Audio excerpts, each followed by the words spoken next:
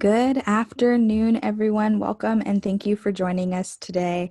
It's so nice to see familiar names in the chat. I see many of you have done this already, but in case you haven't, just take a few seconds to introduce yourself. Let us know where you're calling from in the chat and make sure to select all panelists and attendees. While you introduce yourselves, I will kick us off with our housekeeping notes.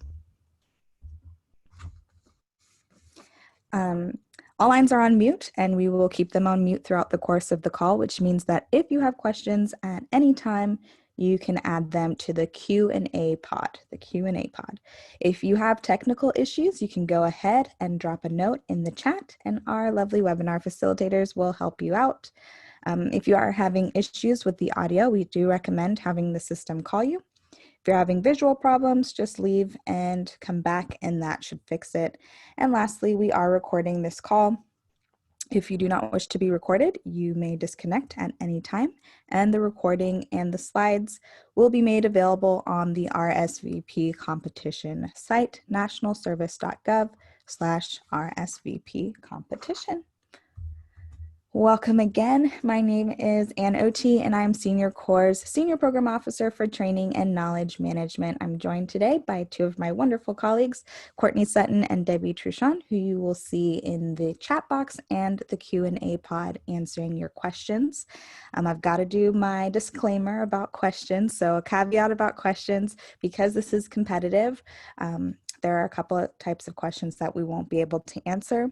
One, if they are specific and require a lot of context and discussion, we can't address it today, but we do want to make sure you get the answer to your question. So shoot it to 2021 RSVP at cns.gov, which you can see on the screen now.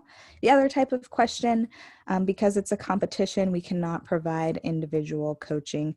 So we can't tell you what to put in your application, but we can help you understand the rules and requirements and tools available to be successful in creating your application. We have made it to the fourth webinar in our series for cycle 1, and I hope that you will be able to join us tomorrow for the last session. And as always, we'd like to start off getting to know you a little bit. So I will ask for our first poll to be up. We are interested in knowing who here has received a federal grant before, including one from the Corporation for National and Community Service, CNCS. We'll give you some time to answer the question on the poll.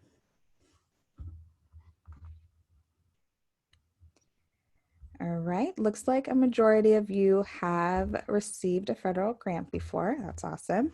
All right, our next question, how well do you know Senior Core?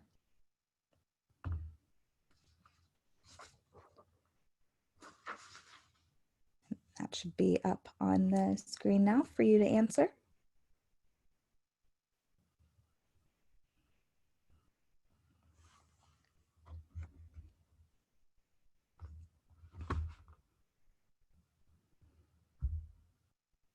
All right, it looks like the majority of you are current CNCS grantees. Hello, welcome.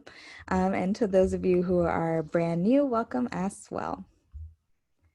Our next question that we have, how would you describe the primary field of your organization?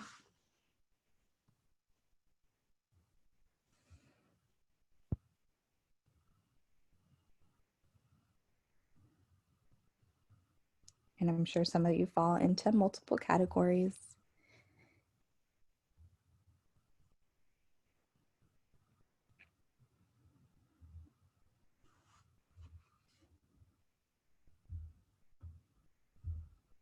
All right. Then we've got one asking, how did you hear about us?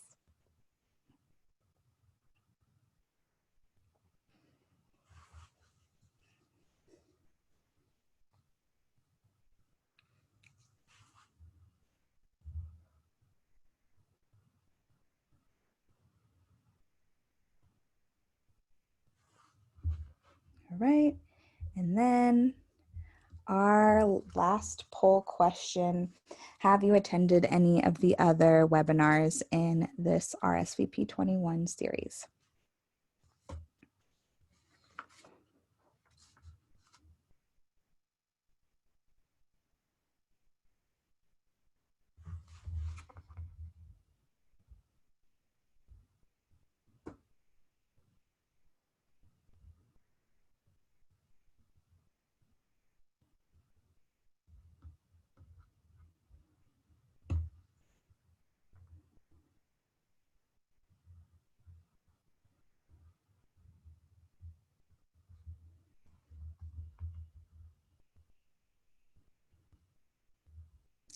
All right, thank you for participating in our polls. It looks like many of you have been following along and learning with us these past 2 weeks.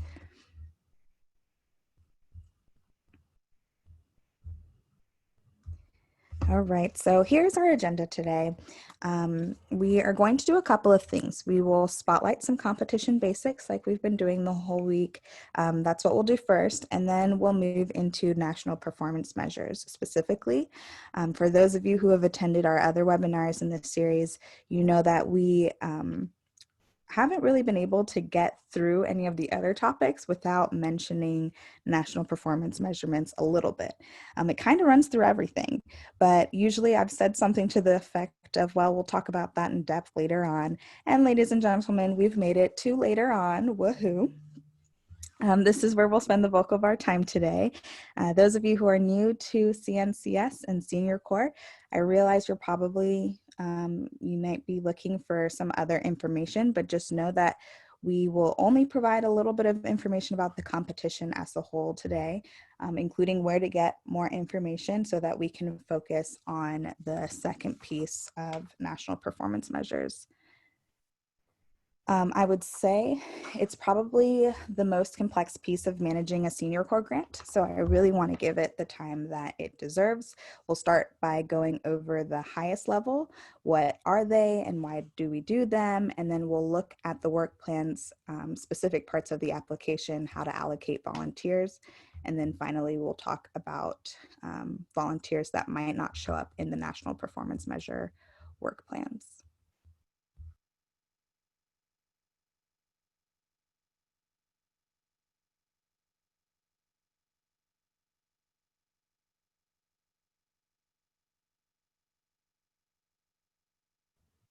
Okay, so starting with some competition basics, we are currently accepting applications now for the RSVP program in specific geographic service areas. Applications are due by 5 p.m. Eastern Time on September 1st. To view available geographic service areas, you would look at a document called Appendix A, which is probably one of the most important documents related to this competition. It lists out the specific geographic service areas that are open.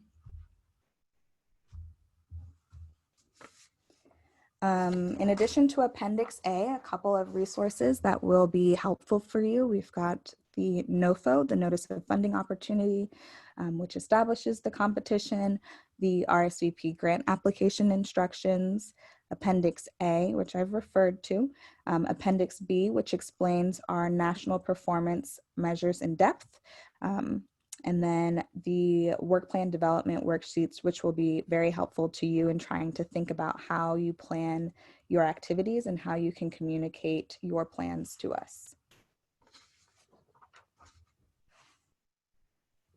And then finally, we have the frequently asked questions, which are updated periodically based on the types of questions that we get into the 2021 RSVP mailbox. So that gets our basics out of the way. I'll start with a question for all of you. Why measure performance? Why performance measures? Why is it that CNCS, the agency that I work for that is making these funds available, is so interested in performance? Go ahead and add your answers to the chat, sending it to all panelists and attendees. Why measure performance? I'll give you some time to add your answer to the chat box.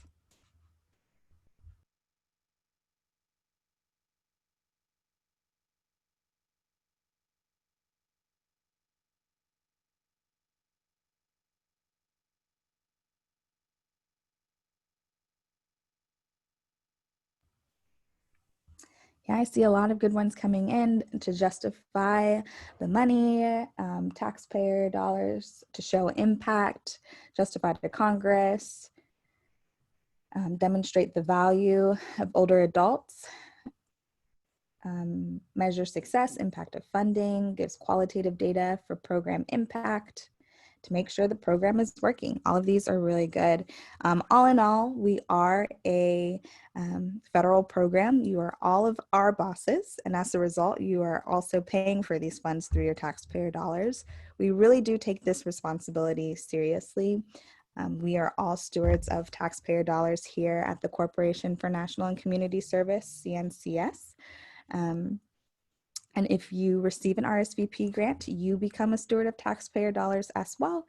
And that comes with certain responsibilities, including the responsibility to assess your impact, to know how you are doing, and to hopefully improve, to use that information to make the greatest impact that you can.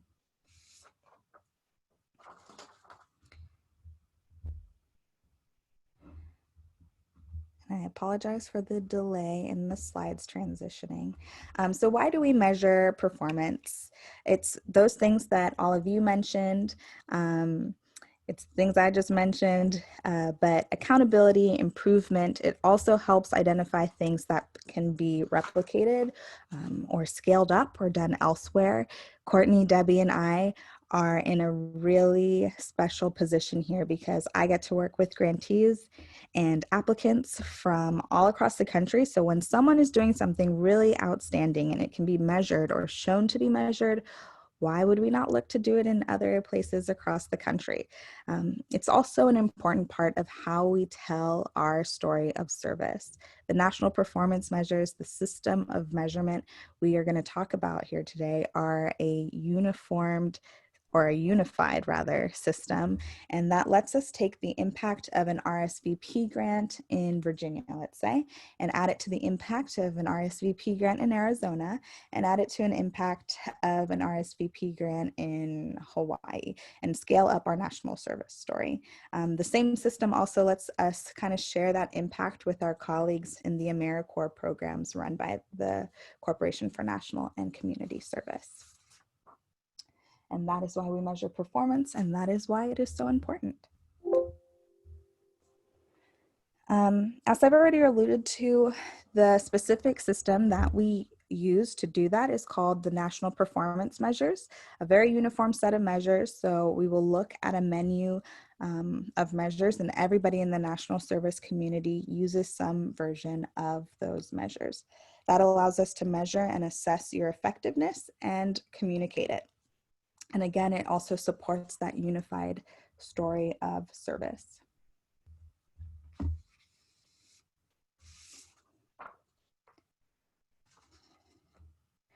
So the national performance measures are made up of a number of different components.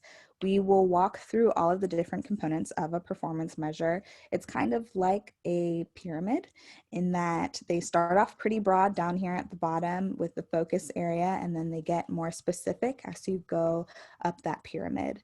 Let's talk about what each one of these mean, and we will start with focus area. So there are 6 CNCS focus areas, and we'll also talk about the key goal of capacity building. Our focus areas include disaster services, economic opportunity, education, environmental stewardship, healthy futures, and veterans and military families. Those were actually included in our most recent reauthorization legislation, which means that basically, the US Congress told CNCS, we need you to focus on these 6 critical areas, and that means we need to do that. So as we'll see, every RSVP grant needs to have an activity in at least one of those focus areas. You can also tell that they are pretty broad. You can do a lot of different things in the category of healthy futures or education, for example.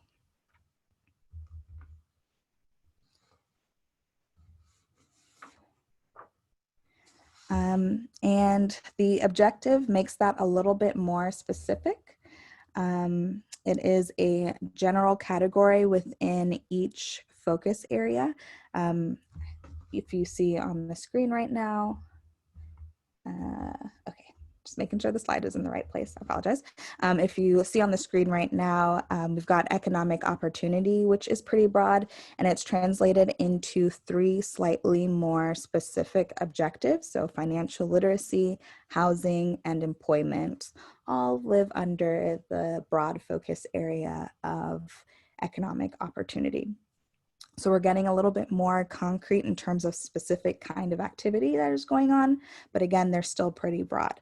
And you can do a lot of things in the field of economic opportunity.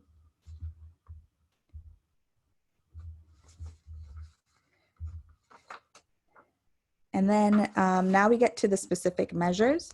Those are reflected in output and outcome. The way we like to differentiate between these two is in output, it's like a seed that you plant, and then an outcome is a flower that blossoms from that seed. So you're going to work with a certain number of individuals, but most likely, most of the time, not all of those individuals are actually going to achieve the social outcome that you are looking for. In our world, it is rare that we get that 100% success rate that where we are trying to move someone into a new way of life to create some kind of change. So the people that we work with, and I say people, but I should note it doesn't always have to be people. You will see some outputs that reflect things like homes or miles, but by and large it will be people or individuals. That is the output, and then the number of individuals, the number of homes, the number of miles who experience that change is the outcome. So we've got an example here on the screen from the economic opportunities focus area. So the output, number of individuals served, and then outcome, number of individuals with improved financial knowledge. If you add all of these things together, that is a performance measure. We will take a look at the national performance measures in just a minute, but first I wanted to go over some key terms. The first is a national performance measure work plan. A work plan is a specific part of the application. It's a structure. It's kind of like a table. It actually mimics kind of what some of you might know is a logic model. That is the work plan. And there are 2 kinds of work plans. And the first one, and perhaps the most important one, is the National Performance Measure work plan. You might hear me use that term. Any work plan that results in an output and an outcome, any work plan that has these kinds of measures associated with them, that would be considered a National Performance Measure work plan. The next key term is unduplicated volunteer. That is one individual person included in one specific work plan. When counting unduplicated volunteers, each volunteer can be counted only once. Even if they're assigned to more than one service activity, the volunteer should be counted in the area where he or she will make the most impact in terms of focus area, the type of service, or the scope of service.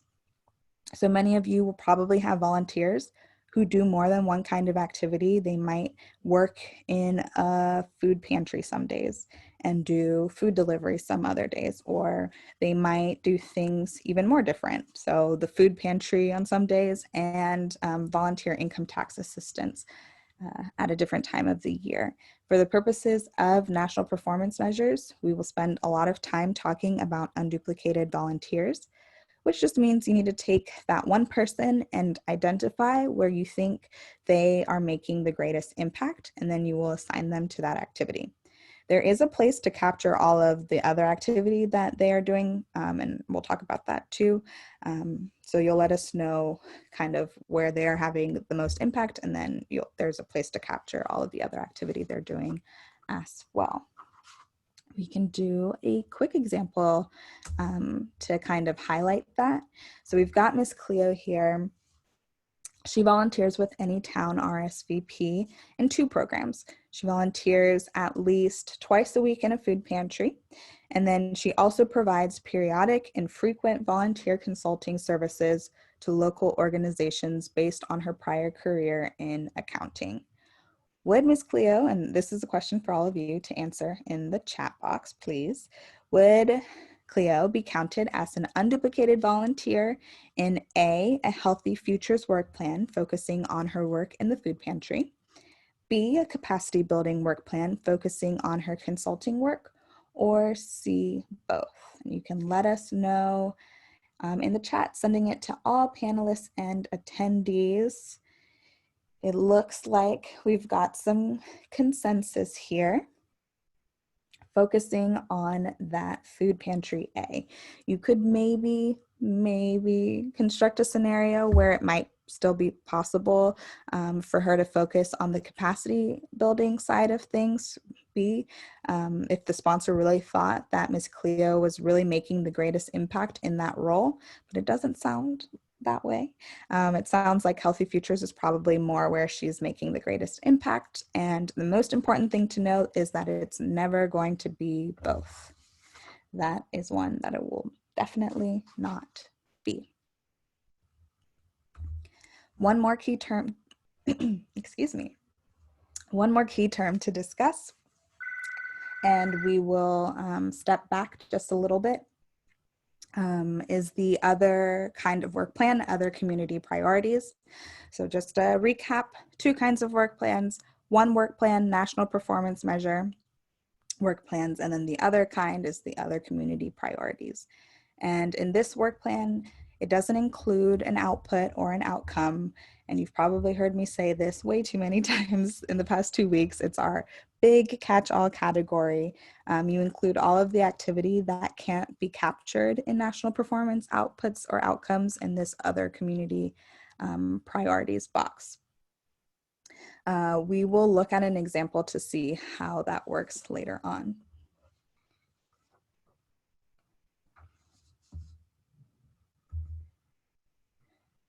So the tools that we would use for performance measures are Appendix B, the performance measure instructions, and then the work plan development worksheets circled on the screen.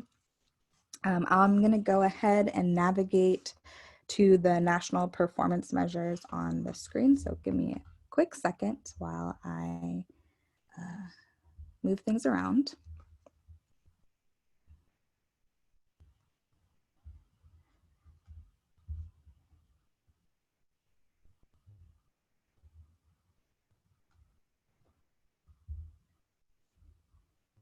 And if you could let me know in the chat if you can see the Appendix B performance measure instructions. Thank you, everyone. All right. Is the size okay, or should I zoom in? Okay. All right, let's make it a little bigger.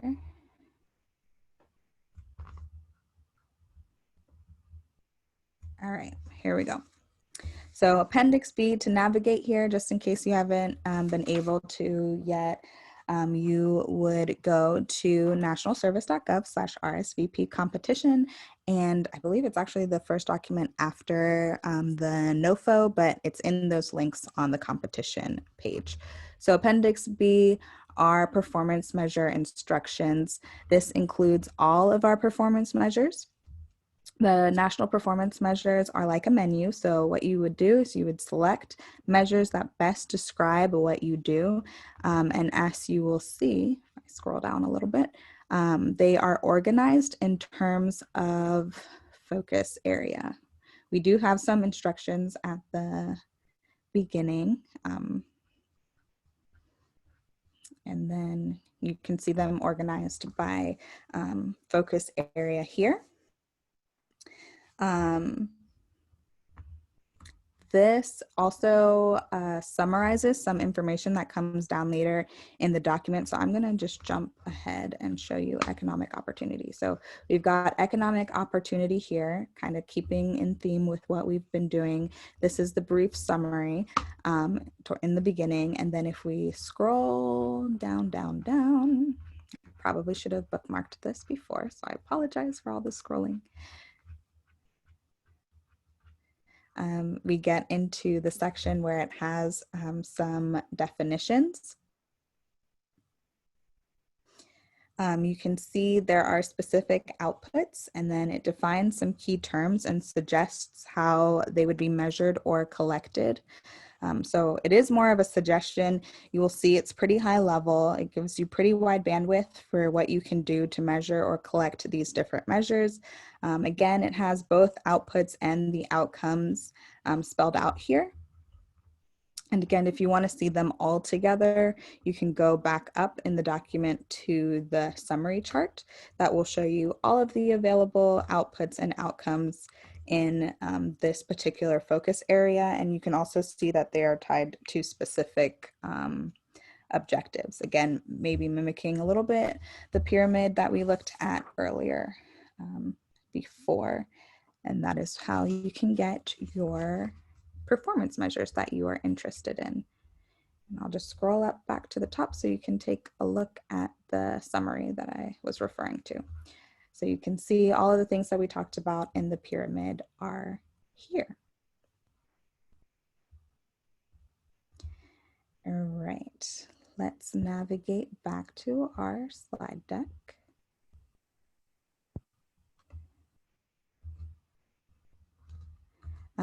I want to take a minute to highlight this, our work plan development worksheets, because those are really important tools. We will talk about this some more, but the work plans are a specific part of the e-grants application, the electronic grants management system, a specific part of your application, and they are built, structured, and constructed. It is not a narrative, and it's not just a blank space for you to write what you want. Instead, you need to provide specific information in these specific columns. It looks different within the electronic grants management system, eGrants, but this is all the information that is asked for. We'll go through these in some depth, but the key thing is that if you want to kind of experiment, if you want to try to fill this out, you will want to use this worksheet rather than the system itself. eGrants is a great piece of software in some ways, but can also be very, very clunky. And one thing that it doesn't do well is allow you to experiment. It doesn't really allow you to have multiple drafts. So definitely recommend using the work plan development worksheets as a way to kind of experiment what you will later enter into the application in the system. So we'll pause here and take the time. We're curious, which of the focus areas or capacity building do you expect to include in your application?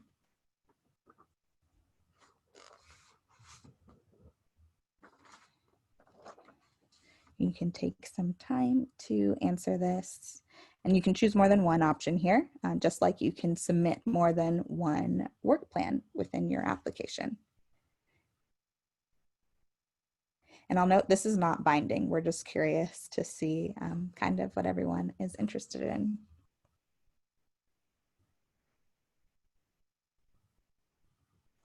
Okay, give you a couple more seconds to fill this out.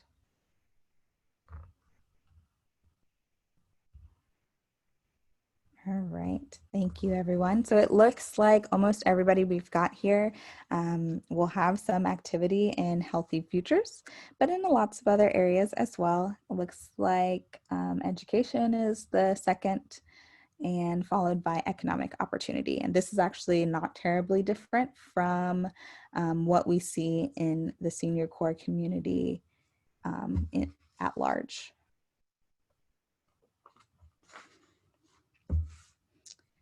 All right.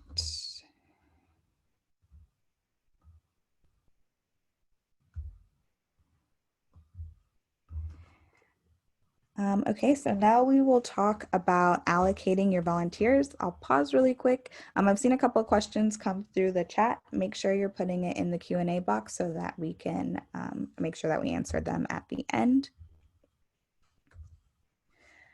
So allocating your volunteers, there is a specific requirement in the notice of funding opportunity. I will pull up that section so that we can see it together. So this says this funding opportunity requires applicants to demonstrate cost-effective practices in achieving performance goals through the service described in their proposed work plans. Applicants must include work plans that meet the following minimum requirements. Work plans, when combined, must at a minimum include the total number of unduplicated volunteers listed in Appendix A for the geographic service area affected. We already talked about that a little bit. When you apply for an application or when you apply for a geographic service area, there is a specific number of unduplicated volunteers that you need to include in your application for that specific geographic service area.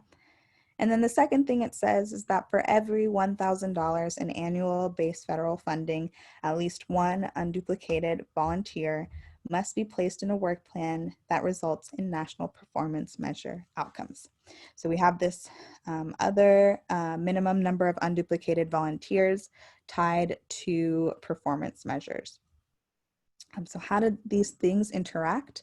The first bullet, our total number of unduplicated volunteers, is included in Appendix A. The second is the number of unduplicated volunteers in our national performance measure work plans.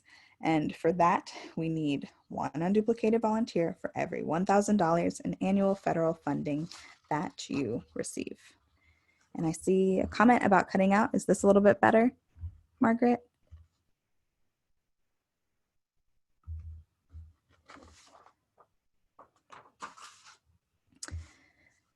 Okay, so we have here what looks like an excerpt from our Appendix A. If you haven't looked at Appendix A yet, this is kind of like what you would see except for it's blue. And you have a state, an opportunity number, a total number of funding available, a number of unduplicated volunteers, and then the geographic service area that would be affected. So let's apply these two things to this service area and kind of see how it shakes out. So first, our application needs to have a total number of unduplicated volunteers stated in Appendix A. That is in this column here. So we've got a organization who is applying to serve Montague and Capulet counties in the state of Verona. They need to include at least 100 unduplicated volunteers in their application in total, 100 unduplicated volunteers. Second, they will need to take this $75,000, the amount of funds available, and divide by 1,000, and that produces 75. And that is the number that they need to have in their national performance measure work plans. What we need to do is we need to allocate these volunteers across our work plan. The first thing you do, you again identify how many unduplicated volunteers must be programmed into those national performance measure work plans. That is what we just did with the 75, that 75 number. And then you take your, or rather that 100 number, and then you take your annual federal funding and divide by 1,000, and that is how you identify the total amount of unduplicated volunteers that you need to program into national performance measure work plans. A little bit of math. And then we allocate them across our work plans. What does that mean? So we're back here to our work plan development worksheet. And as you will see, for each work plan you include in your application, you will need to tell us, CNCS, the number of unduplicated volunteers. You will fill out a different work plan for each set of performance measures that you use. So for every set of performance measures you intend to use, you will need to include a work plan for each of them, and you will assign a certain number of unduplicated volunteers. And then when you add them all up, you need to get to 75 at a minimum.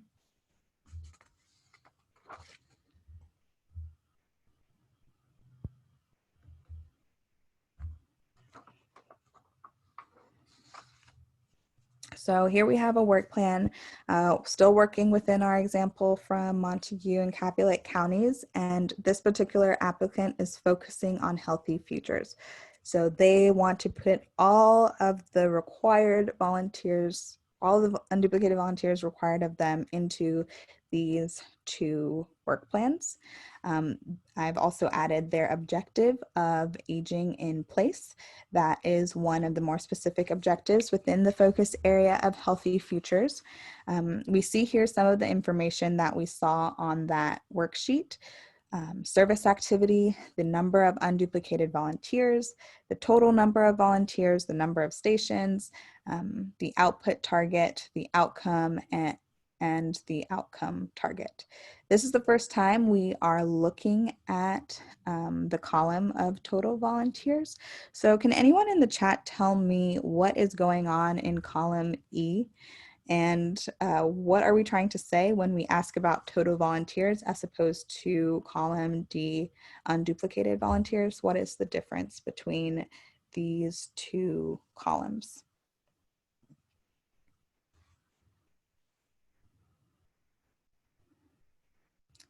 Yep, Cindy came in quick. Some volunteers do 2 or more activities.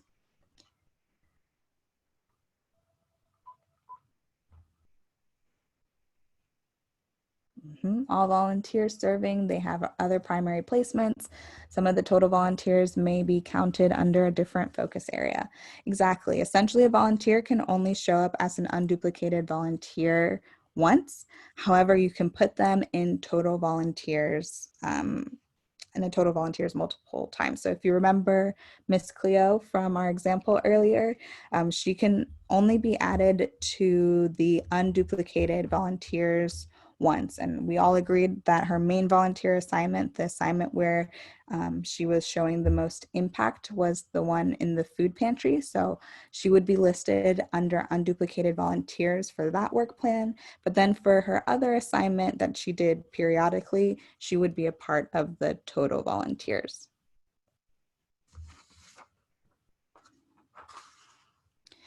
So back to our current example, if we have 100 volunteers, unduplicated volunteers, and an organization just wants these 2 work plans, how many unduplicated volunteers would they need to program into the second work plan?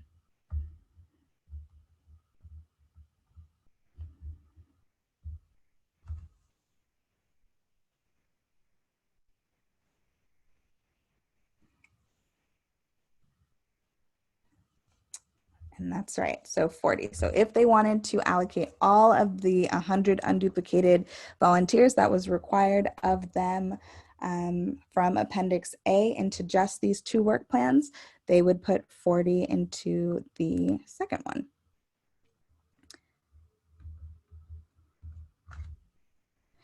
So now we come to our targets in columns G and J. Can anyone tell me how they would get these numbers? And no worries, Margaret, it was kind of a trick question. For output targets and outcome targets, what are some ways that you could get those numbers? Anyone have any ideas? Feel free to share them to all panelists and attendees. Okay, I see surveys,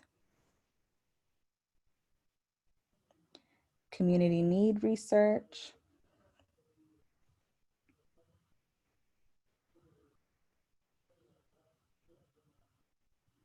service logs and surveys, tracking mechanisms. These are all good answers.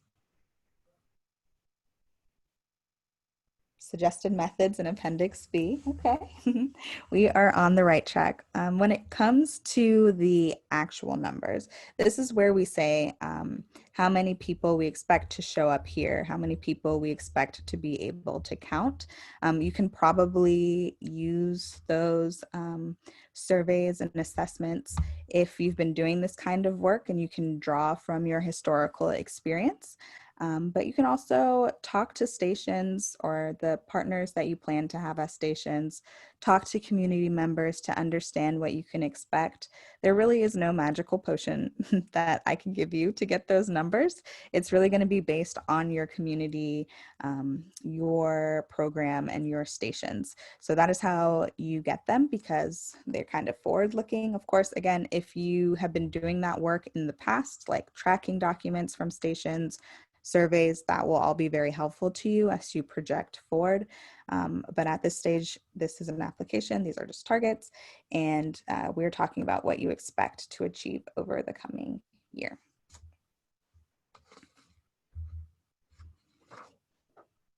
This is another very kind of simple example, just to emphasize that you could in fact include multiple work or focus areas. Many applicants do that, and that is completely okay. So in this example, the organization allocated the 75 unduplicated volunteers, that minimum that needed to be in National Performance Measure work plans, into National Performance Measure work plans, and then the remaining 25 they put into other community priorities. Let's talk about other community priorities. Again, it's our catch-all category for four activities that do not fall within national performance measures. It doesn't include output or outcome measures. So it's just a simple question: did you meet your own targets? That's the question that you're asked on your progress report. It doesn't count towards, or it does count towards your total number of unduplicated volunteers, but it does not count towards your national performance measure requirements. So again, another example where they programmed 75 unduplicated volunteers into the work plans, the National Performance Measure work plans, and then the remaining 25 they put into other community priorities. So that's how you put all of these pieces together. Again, we don't know how many volunteers to put in the total set number of volunteers. That just depends on who is showing up in multiple work plans. And as you can see, we do not ask for a lot of information in our other community priorities work plans that we do for the national performance work plans. Let us do a quick review. So we've got one poll question up: true or false? All RSVP grantees must use the exact same output and outcome measures all across the country.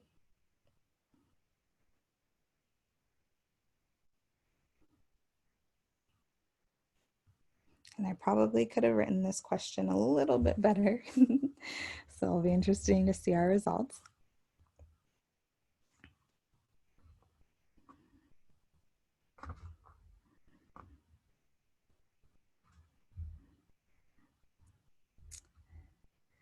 Okay, so I admit I did kind of write this in a confusing way.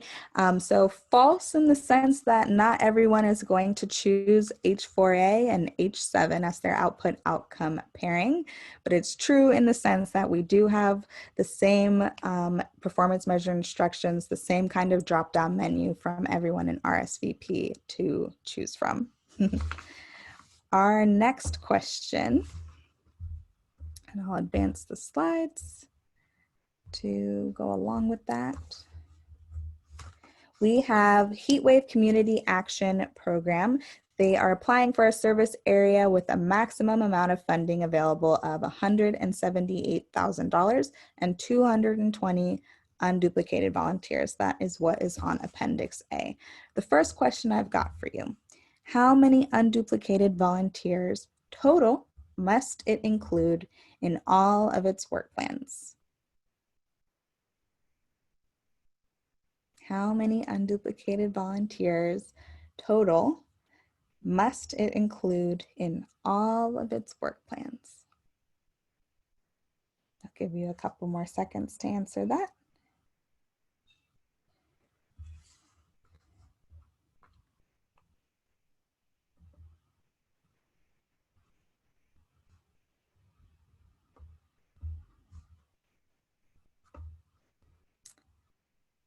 All right, let's end the poll and share. And total, they must have 220 unduplicated volunteers. Remember, Appendix A lists the total amount of unduplicated volunteers that you need to have.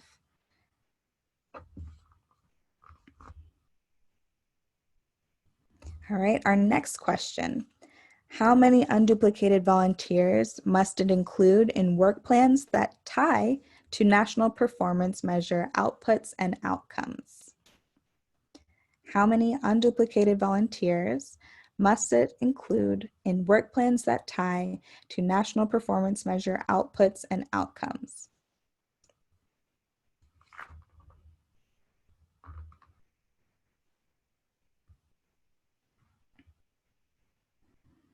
Okay, I'll give you a couple more seconds to get final answers locked in.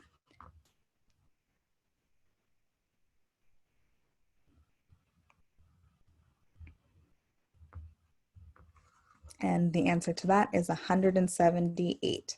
And we get that because for every $1,000 in federal funding you receive, you need to program one unduplicated volunteer into a national performance measure work plan. So $178,000 divided by 1,000, and we get 178.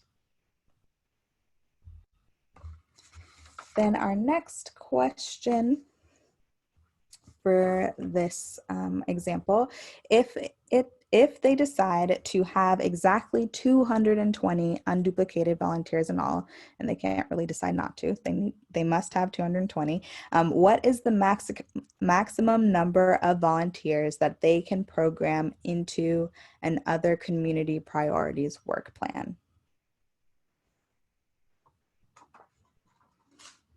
What is the maximum number of volunteers they can program into another community priorities work plan?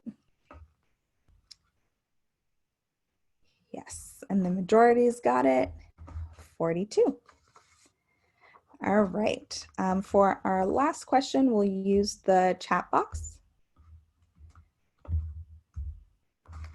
So you should choose your output and outcome targets based on A, what you think is a big enough number for CNCS, B, an assumption that you will reach everyone in the community and that the program will have its intended effects on 100% of its recipients, C, a realistic estimate of how many people you can expect to reach and the realistic impact of the program on those people, informed by your own research, your potential partners, and the input of others who know your community and the field, and D, a dartboard.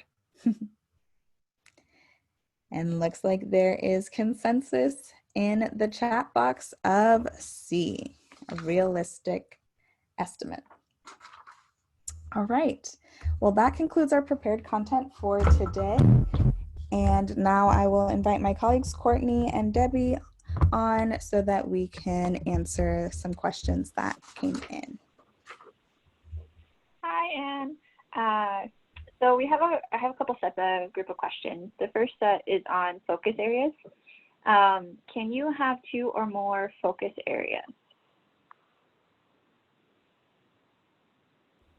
Yes, you can. You can have as many focus areas as you would like, just like you can have as many work plans as you would like.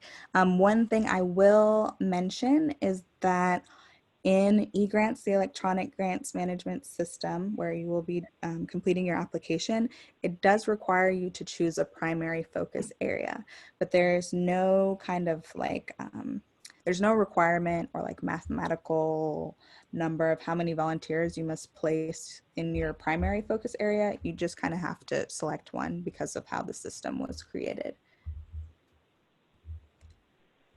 Okay, thank you. And I think you answered this, but just in case, for the focus area, does each require a separate work plan? Yes, so actually for each output and outcome pairing with a service activity, you would require a separate work plan. Perfect. And moving on to output and outcomes, do they have to be listed as I'm sorry, I'm saying this wrong. Do they have to be exactly as listed in the guideline? I feel like I'll need a little bit more context to answer that question. So you can only select the appropriate outcome for whichever output that you have, depending on your objectives. So for example, let me think of a pairing that has multiple. If you were going to do something in education, for example, ED1A is the output for education, depending on the objective that you would select. So K through 12 success, you would have to choose one of those 5 or 6 outcomes as the outcome that you would use for that objective. I don't know if that helps to answer that question. Sorry. I think so. The other one related to outputs and outcomes is the output target number also unduplicated persons served?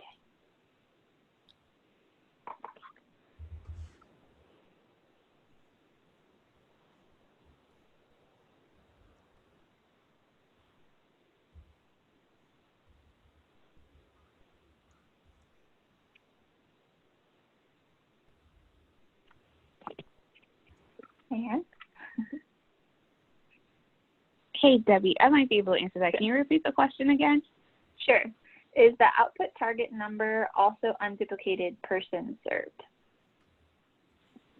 No. So the output target number is actually going to be the number of people or homes built or whatever you're measuring for your output for your performance measure. So if you are interested in, let's say, education, and so your volunteers are going to be doing some tutoring with students, your target number, it would be the number of students you anticipate being impacted by having volunteers serve as a tutor. So the target number is the impact you're looking to make. And so if you're like a Habitat for Humanity program and you're bringing in volunteers to help build homes, the target number would be the amount of homes you are looking to build. So that is what the target number is for the performance measures. Great, thank you. Sorry, just to follow up, Margaret, I see your comment in the chat box. So your unduplicated volunteer is going to count in your work plan as the volunteers that are working towards that target. So they won't count in the target. They should be the number of people that are supporting that work happening.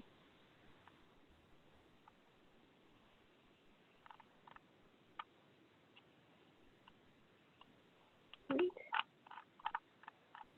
Thank you. We have a couple questions related to OCP.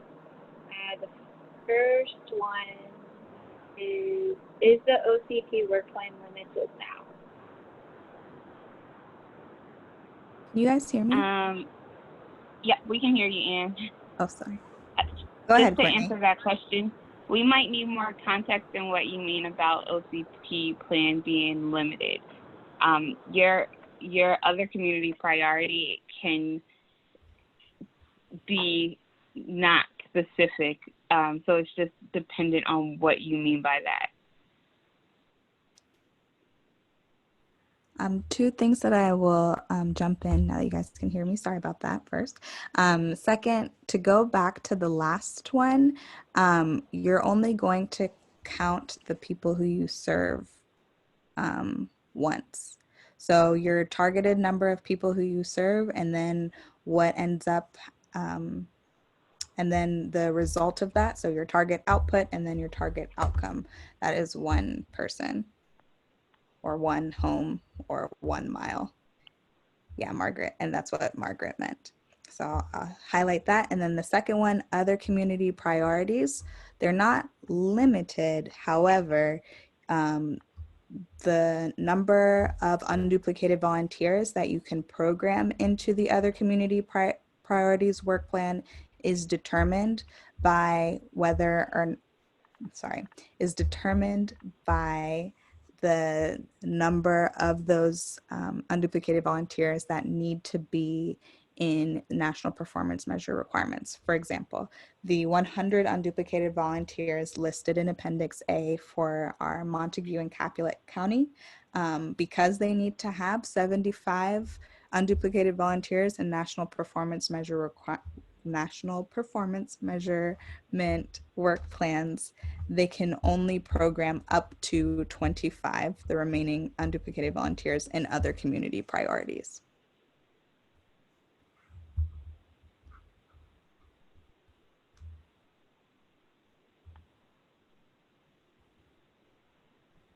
There was a question. Can there be an example of can you give an example of an RSVP volunteer activity under capacity building and how it might be measured? So what I will do, I will share Appendix B again.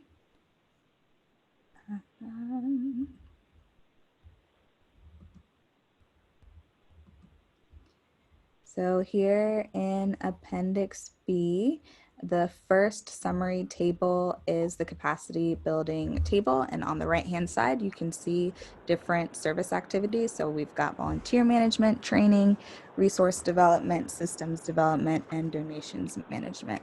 And then if you scroll down to where the definitions are, there are definitions of kind of what those things mean and suggestions for how to measure it.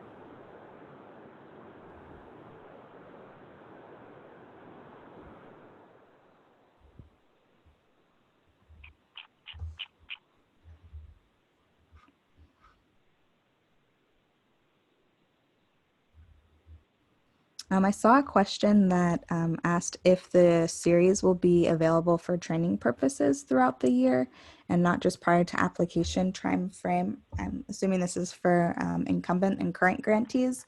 Yes, the nationalservice.gov/RSVP competition page will essentially be live until the next RSVP competition. So you'll be able to access these trainings until the next RSVP competition, when we do trainings again.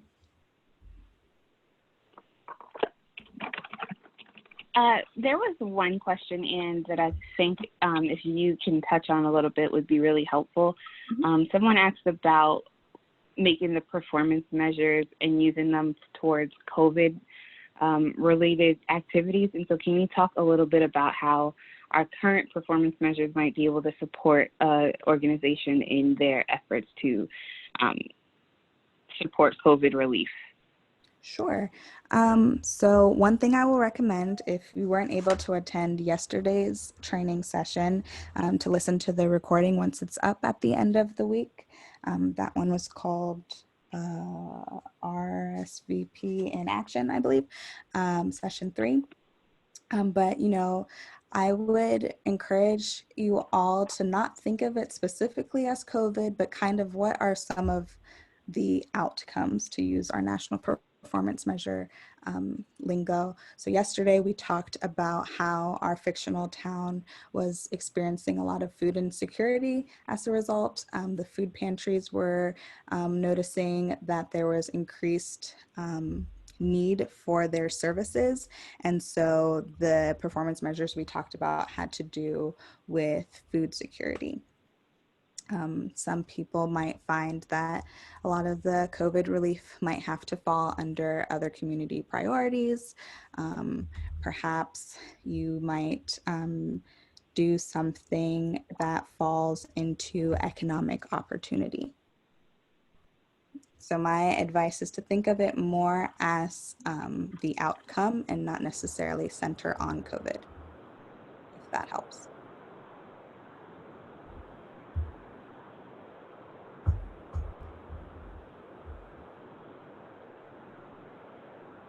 It looks like we're close to time. Is there one other question, Courtney or Debbie, that we can answer aloud?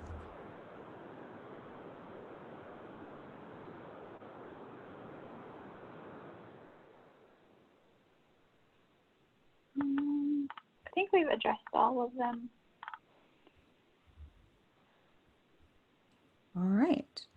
Well, I will go ahead and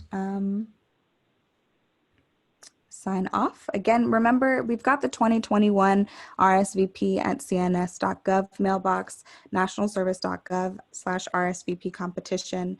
Those are valuable resources. I wish you all good luck with your applications. I hope to see some of you back here tomorrow, at least for the last in our first series. I can't believe we've been through 5. It was a pleasure, and thank you everyone for learning alongside us. Have a great afternoon.